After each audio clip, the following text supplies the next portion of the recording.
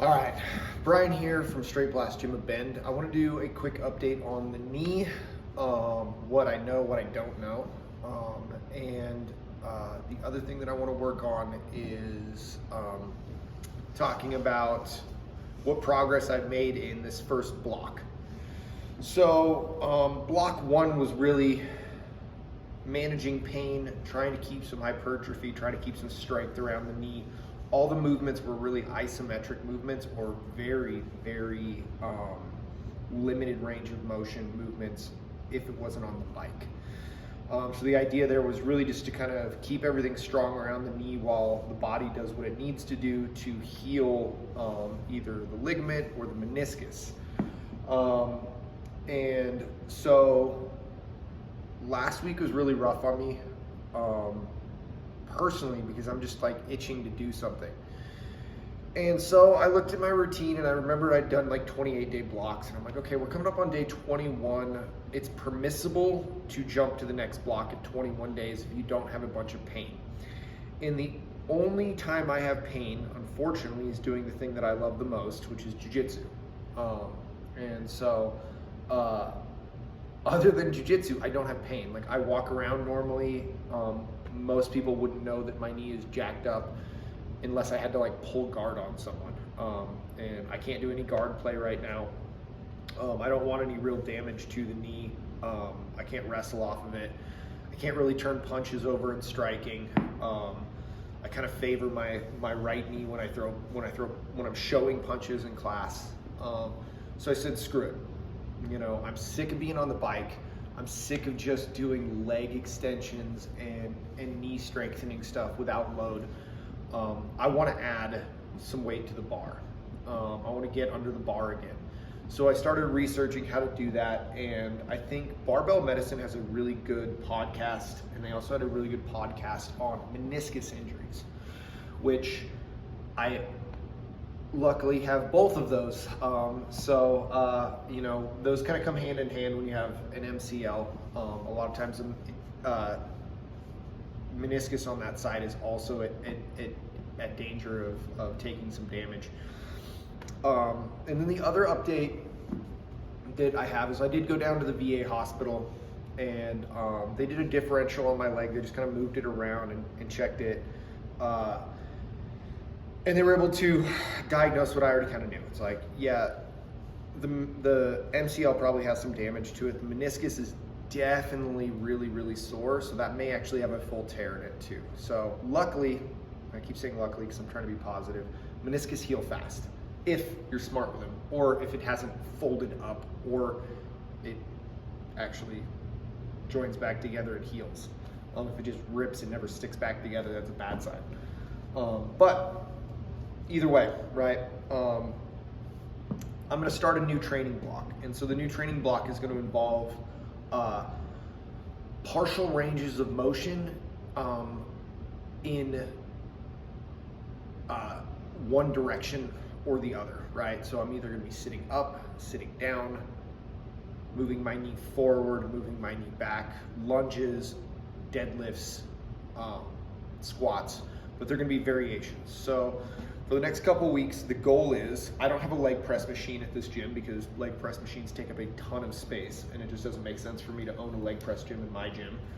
One of the variations I can do for that is a pin squat.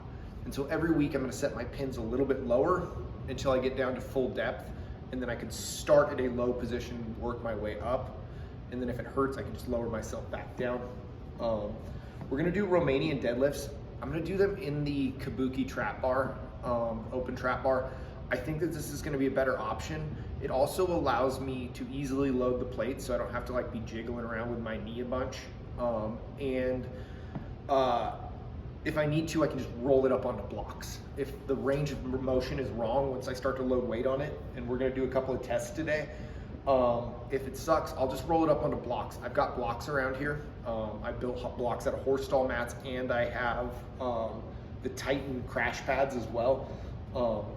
And so those are gonna be my two big ones. I'm not sure I'm confident enough to do split squats yet, even if my knee is blocked against a wall or against a bench. So we'll see. The other thing that I'm doing is I'm continuing to do upper body stuff as normal.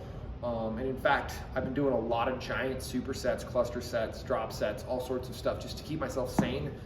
And then the other thing I'm going to continue to do is I'm going to take the rehab stuff and I'm going to do it half as much so that I can keep my sanity. But I'm going to still continue to do the general rehab stuff, the more lighter stuff that I think would be useful for untrained individuals, right? A lot of the stuff that I've been doing this week, it's just not, the last 3 weeks has been not enough stimulus to really do much for my leg other than the one spot where it was injured and that was sore. But other than that, I don't feel like that is enough stimulus. There needs to be some weight and some movement, greater ranges of movement, because I do jiu-jitsu, boxing, wrestling, literally for a living, which is a wild thing to think about. Someone actually pays me to do that, which is awesome. So that's kind of the update on that. And so if you're someone that has, you know, a meniscus or an MCL injury, know that if you're diligent with your rehab, you have a very good chance of getting back to normal within months, if not weeks. And that's the big thing that I wanted people to see, is I knew that if I really pushed myself and if I was doing the 2-a-days on the knee rehab, now I'm going to move down to 1-a-days on the knee rehab stuff. And then I'm going to go back to lifting, you know, I'm going to start off doing kind of a five times a week bodybuilding, what looks like a bodybuilding split. Nothing super technical, right? I'm not doing any explosive movements. I'm not doing a power clean. The idea of doing a power clean right now is terrifying. I feel like I'd probably die, or I would just re-injure my knee. But if I do slow movements, non-athletic movements, deadlifts, squats, bench, stuff that doesn't require any real changes in force or direction or triple extension, I feel like I'm going to have the ability to move into that for the next block. And so that's what this block looks like. And in another 21 days, we're going to do another review on this and see how it goes. But I'm going to shoot you some videos so you guys can see what these two kind of specialty lifts look like: the pin squat and the Romanian deadlift with a trap bar. Hopefully that'll help you guys be able to plan a couple of things that you could do. Maybe I'll talk about some variations as well. Be doing good mornings, stuff like that as well. So thank you guys for your time as always, and enjoy.